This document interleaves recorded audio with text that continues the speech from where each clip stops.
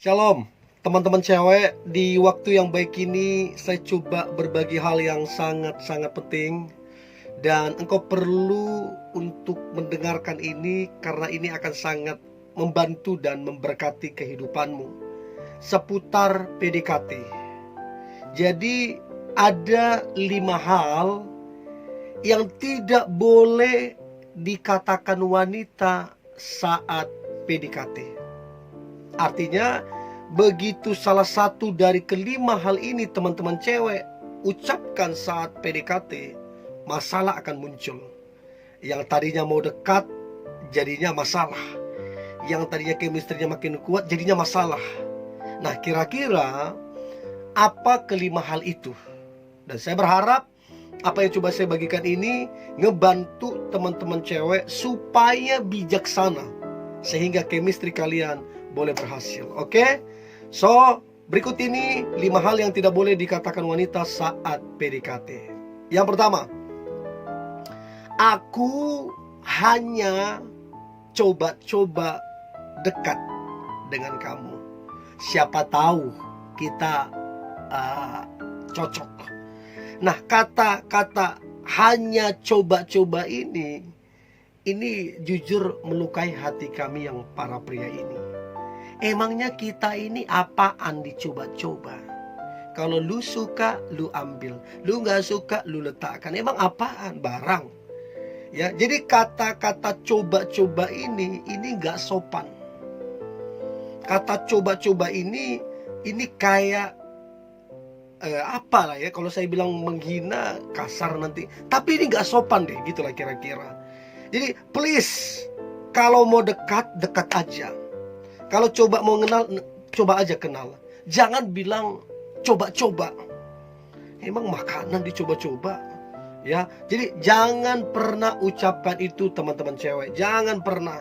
Karena itu akan sangat melukai hati pria yang kamu coba dekat sama dia. Ya, lebih bagus jalani aja dulu. Amati, perhatikan baik-baik. Oh, ternyata dia begini. Oh, ternyata dia begitu. Amati saja. Kalau cocok, ya jalan, ya. Enggak cocok, ya simpan aja di hatimu. Ya, ngomong bila perlu. Jangan bilang, oh aku hanya coba-coba. Kata coba-coba itulah, ya. So, please, jangan hanya keluar gitu aja. Dipikirkan dulu baru ngomong, ya. Itu yang pertama. Yang kedua, hal yang tidak boleh dikatakan wanita saat PDKT adalah uangmu, pekerjaanmu, jabatanmu bagus ya. Coba pikirkan dulu. Coba, bisa enggak dianalisis itu? Uangmu, pekerjaanmu, jabatanmu bagus ya. Jadi seolah-olah image yang ditampilkan oleh si cewek yang bertanya ini, image-nya adalah matre. Jadi ngapain kamu tanya masalah keuangan? Ngapain kamu tanya masalah pekerjaannya? Ngapain kamu tanya masalah jabatannya apa? Ingat loh, kalian masih PDKT. Dan itu hal-hal privasi. Ada hal-hal privasi yang tidak perlu diucapkan, tidak perlu dijawab gitu loh. Jadi ada yang namanya etika komunikasi. Nah, bayangin baru kenal aja udah bicara tentang uang. Gimana kalau udah pacaran? Baru kenal aja udah bicara tentang pekerjaan dan jabatannya apa. Jabatannya segini. Gajinya berapa itu? Waduh, pasti gajinya tinggi banget. Gile banget. Gajinya pasti tinggi banget itu. Aduh, itu buat kamu matre jadi kelihatan. Ya, saya nggak menghakimi kamunya. Tapi waktu kamu ucapkan itu, maka image yang muncul tentang kamu jadi matre. Yang tadinya kalian bisa jadi dekat, bisa jadi akrab, begitu kamu tanya-tanya itu mental, udah gak respect, jadinya ilfil. So please, bijaksana teman-teman cewek ya. Itu yang kedua. Nah, kemudian yang ketiga yang tidak boleh dikatakan wanita saat PDKT adalah bagaimana kok bisa dulu putus dengan mantanmu. Ya, sekalipun beberapa pria gak masalah itu dipertanyakan, tapi rata-rata orang, baik pria ataupun wanita, tidak suka diungkit-ungkit masa lalunya. Apalagi kalau coba bayangkan kalau ternyata pria itu ada trauma tersendiri masalah mantannya. Mungkinkah dulu pria itu adalah pria yang sungguh-sungguh mencintai, tulus mencintai, berkorban. Tiba-tiba diselingkuhin sama pacarnya, tiba-tiba ditinggalin. Betapa menyakitkan bagi dia, betapa itu melukai bagi dia. Tiba-tiba kamu tanya, kok bisa putus dengan mantanmu? Itu kamu sedang mengorek ulang luka yang dia sedang sembunyikan atau dia kubur. Tapi kamu coba korek kembali hanya karena kepo. Jadi please, gak usah tanya-tanya masalah mantan. Kecuali si cowok tersebut yang memulai pembahasan tentang mantannya, baru boleh kamu tanya jawab atau tanya sedetail mungkin. Tapi kalau dia nggak ungkit, dia nggak mau singgung, jangan kamu kepo. Nanti kedekatan kalian bukan tambah dekat, jadi repot semuanya, jadi bermasalah. Ya, so itu yang ketiga. Nah, kemudian yang keempat, hal yang tidak boleh dikatakan wanita saat PDKT adalah ini juga yang beberapa kali saya dapati dan saya lihat di teman saya juga ya. Si ceweknya bilang gini,